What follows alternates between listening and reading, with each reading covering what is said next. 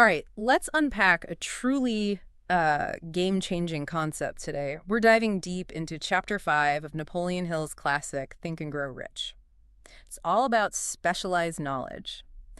Our mission, really, is to figure out what knowledge actually means for building wealth, for grabbing opportunities. You know that old saying, right? Knowledge is power.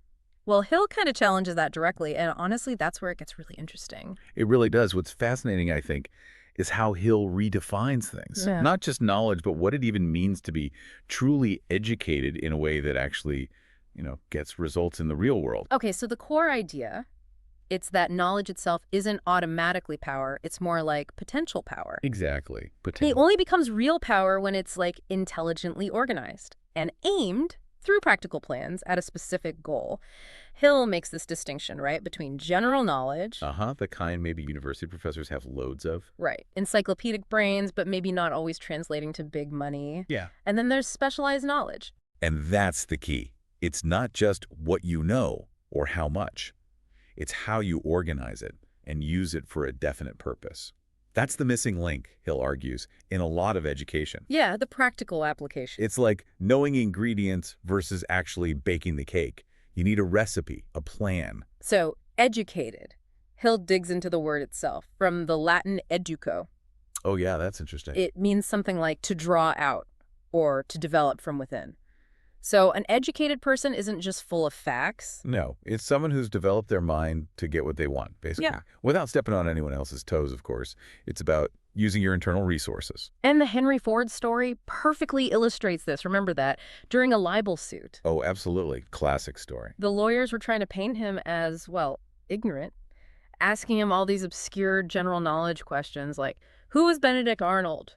Just trying to trip him up. And Ford's response was legendary, wasn't it? He basically said, look, I have electric push buttons on my desk, and I can summon people, experts, who can answer any question I need answered about my business instantly.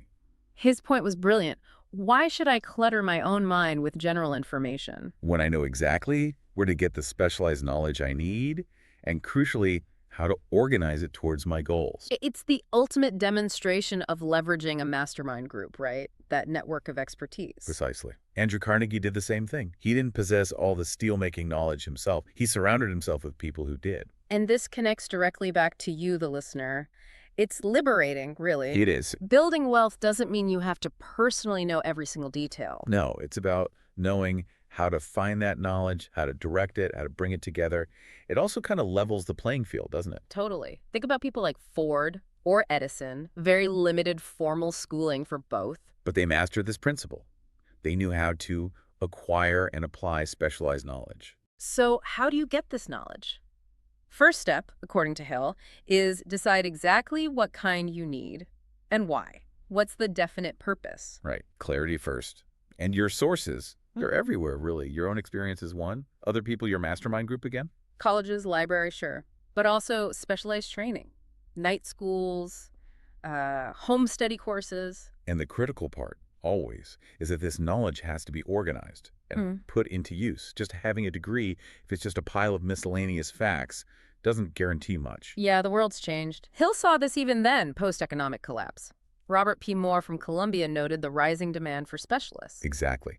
Companies started looking beyond just grades. They wanted, character, intelligence, personality, the whole package applied effectively. And this is where paid education, even maybe a correspondence course back then, really shines. Hill valued it highly. It did.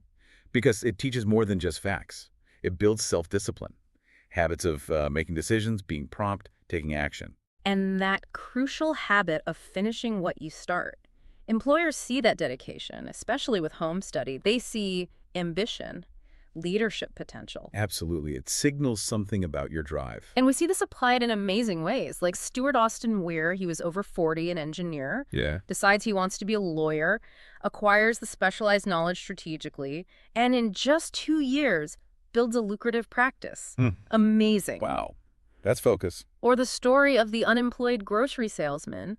He didn't just look for another sales job. He used imagination, combined it with specialized knowledge of bookkeeping. And created what? A bookkeeping offices on wheels business. Saw a need, applied specific knowledge, created something new. That's brilliant. Taking initiative. Then there's the mother who created this incredibly detailed plan for her son, like a 50-page personal service sales plan. Get out 50 pages. Yeah, helping him market himself. He landed a junior executive role at the salary he named in his first interview, skipped years of starting at the bottom. Which, as Hill points out, often just leads to getting stuck in a rut, right?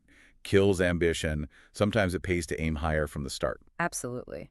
Like Dan Halpin, quickly rising from a sales job he disliked to VP by just refusing to compromise and getting inspired by winners. It shows how much success and failure can be products of habit and who you associate with. That mastermind influence again. So all these stories point towards almost a new profession, merchandising personal services. Yeah, like being a broker for talent. Kind of. Combining specialized knowledge with imagination to help others package and sell their skills effectively using organized plans. Makes sense. So wrapping it up, the big takeaway really is, Specialized knowledge is key, but only when it's organized, directed by imagination, and put into practical plans towards a definite aim. That's the path. right, the idea is the spark and the specialized knowledge you need to fuel it. You might be closer than you think, just around the corner, waiting to be found and applied. So the question for you listening is, what idea will you develop and apply starting today? We really hope this deep dive gave you some powerful nuggets to think about, maybe a new perspective on knowledge itself. Thanks for joining us. Until next time, keep digging.